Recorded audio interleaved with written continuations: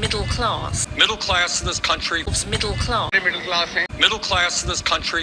Middle class middle class middle class, आखिर क्या है ये मिडिल क्लास? कहाँ से आती है मिडिल क्लास?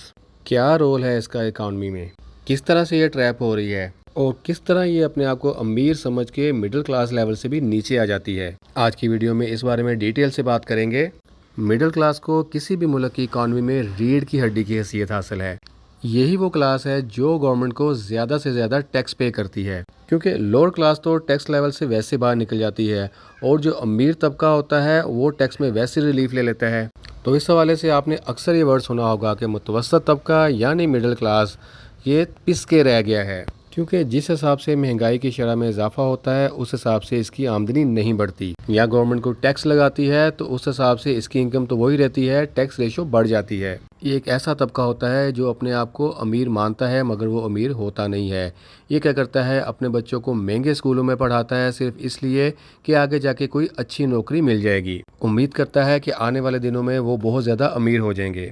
फिर होता क्या है कि बच्चे अच्छा पढ़ के इतने पैसे लगाने के बावजूद भी जॉबलेस ही रह जाते हैं। मान लेते हैं कि इनमें कोई 1-2% ऐसे भी है जो कि अच्छी जॉब पा लेते हैं, मगर अक्सरियत ऐसी है जो जॉबलेस ही रह जाती है और फिर वो अपने प्रोफेशन से हट के कोई भी जॉब करने को तैयार हो जाते हैं। और इस दौरान होता क्या है कि वालिदैन बूढ़े हो जाते हैं और बीमारियां उनको घेर लेती हैं और वो अपनी मौत मर जाते हैं। और यही स्टेप्स फिर उनके बच्चे फॉलो करते हैं, जो कि सिलसिला नस्ल दर नस्ल चलता रहता है और इसी रैट रेस के गिर्द इनकी ज़िंदगी घूमती है। यहाँ पे मैंने रैट रेस का लफ्ज़ इस्तेमाल किया है, जिसकी मैं डिटेल थोड़ी सी आगे बताऊँगा। मिसाल इसकी बहुत मज़ेदार है। अब सबसे पहले हमें ये डिफ़ाइन करना है कि आखिर मिडिल क्लास लोग कौन है, इनकी डेफिनेशन क्या है।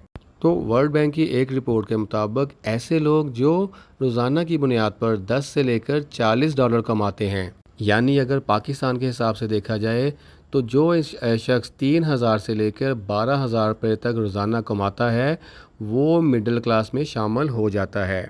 सालाना की बुनियाद पर अगर बात की जाए तो जो शख्स 10,80,000 रुपये से लेकर 43,20,000 तक सालाना कमाता है उसका ताल्लुक मिडिल क्लास फैमिली से है। चलें, अब डेफिनेशन की हद तक ये समझ आ गई कि मिडिल क्लास लोग कौन होते हैं, मगर अब प्रॉब्लम यहाँ से स्टार्ट होती है कि हमें ये पता ही नहीं होता कि हम मिडिल क्लास फैमिली से हैं या लोअर क्लास फैमिली से हैं। चलें, इसकी एक सादा सी मिसाल लेते हैं कि हम सपोज़ करते हैं कि एक शख्स है जिसकी सालाना आमदन 10,80,000 रुपये है। अगर देखा जाए तो ये मिडिल क्लास फैमिली में जाता है, यानी वो मिडिल क्लास बंदा है। मगर प्रॉब्लम का आगाज़ तब होता है जब उसके नीचे 4 ऐसे बंदे हैं जो उसकी ही कमाई पर पलते हैं, यानी 3 उसके बच्चे हो गए, 1 उसकी बीवी होगी और 5वां वो खुद। अब 10,80,000 को अगर 5 पे डिवाइड कर दिया जाए तो ये बनता है 2,16,000 रुपया पर पर्सन। तो अब देखें आप कि जो बंदा अपने आप को मिडिल क्लास समझ रहा है वो अब लोअर क्लास में चला गया है। यानी सबसे पहले तो हमें यही नहीं पता होता कि आया कि हम मिडिल क्लास हैं या लोअर क्लास हैं। अब ये लोग करते क्या हैं कि अपनी इनकम का एक बड़ा हिस्सा अननेसेसरी हैबिट्स में ज़ाया कर देते हैं। लग्जरीज परचेज़ कर लेते हैं, चाहे उसके लिए इनको लोन ही लेना पड़े। ये बच्चों को बचपन से ही महंगे स्कूलों में पढ़ाना स्टार्ट कर देते हैं और होता क्या है कि जिस वक्त बच्चों को हायर एजुकेशन की ज़रूरत होती है उस वक्त इनके पास पैसे ख़त्म हो चुके होते हैं और ये फिर बच्चों को हायर एजुकेशन भी लोन लेकर करवाते हैं। ये ब्रांड कॉन्शियस होते हैं, महंगे जूते पहनते हैं, हर साल इन्होंने मोबाइल भी चेंज करना होता है क्योंकि लोगों को दिखाना होता है कि हम गरीब नहीं हैं, अमीर हैं। इनमें से अक्सरियत ऐसे लोगों की होती है जिनका अपना ज़ाती घर भी नहीं होता और ये लोग एक ऐसे महंगे एरिया में रहते हैं जहाँ पे ये लगे कि ये बहुत ज़्यादा अमीर हैं, यानी ये अपनी कमाई का बहुत सा हिस्सा बच्चों की स्टडी में और रेंट पर ही ज़ाया कर देते हैं। और इनके मुकाबले में अगर लोअर क्लास को देखा जाए तो उनको तो वो तो होते ही गरीब हैं, वो बच्चों को सरकारी स्कूल में पढ़ाते हैं और वो पैसे जोड़कर किसी हल्के से इलाके में अपना एक घर भी बना लेते हैं, जो कि मिडिल क्लास फैमिली कम ही बना पाती है। इनका सारा फोकस ये होता है कि पैसे बच्चों की स्टडी पे लगाए जाएं, बच्चे बड़े होंगे तो घर भी बन जाएगा या रिटायरमेंट के बाद जो पैसे आएंगे उससे अपना घर बनाएंगे। इनमें अक्सरियत ऐसे लोगों की होती है जो अपनी इनकम बढ़ने के साथ अपने खर्चे भी बढ़ा देते हैं।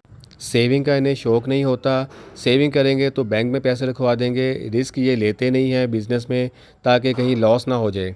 डरते इस बात से हैं कि अगर हमने कोई बिज़नेस स्टार्ट कर लिया उसमें लॉस हो गया तो हम लोअर क्लास में चले जाएंगे।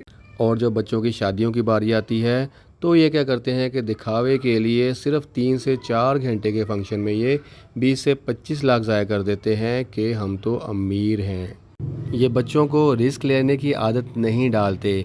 इनका फोकस सिर्फ यही होता है कि बच्चा पढ़ के एक बड़ा सा नौकर बन जाएगा। हम अक्सर सुनते हैं कि महंगाई की शरह बढ़ गई है और सबसे ज़्यादा मुतासर होने वाला तबका तनख्वाहदार तबका है और वो यही तबका होता है।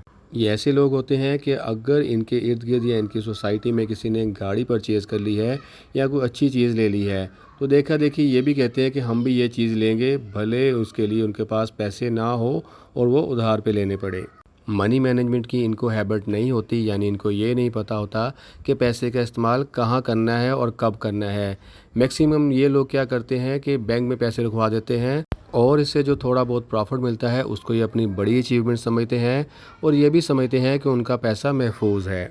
अब एंड पर मैं आपको थोड़ा सा समझा दूं कि रैट रेस होती क्या है। देखिए, अब पिक्चर में ऑथर ये वाज़े कर रहा है कि आप बहुत ज़्यादा मेहनत करते हो और अपनी इनकम जनरेट करते हो मंथ पे।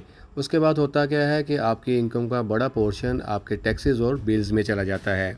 फिर आपका महंगा लाइफस्टाइल, उसमें आपकी ग्रोसरी आ जाती है, आपके कपड़े आ जाते हैं। सेविंग आपकी ज़ीरो के बराबर होती है। बाकी जो बचता है वो लोन और कर्ज़े की शक्ल में चला जाता है और आप दोबारा से नए सिरे से फिर मेहनत करते हैं अगले महीने के लिए। इस मिसाल को हम ऐसे भी समझ सकते हैं कि एक बहुत बड़े जार में एक चूहे को गंदम के कुछ दाने डाल दिए जाते हैं भरकर। अब होता क्या है, चूहा वो दाने खाता रहता है, उसे पता है कि बहुत ज़्यादा दाना पड़ा है, वो खाता रहता है और एक टाइम आता है कि वो दाने कम हो जाते हैं और आखिर जार के पैंदे तक चले जाते हैं।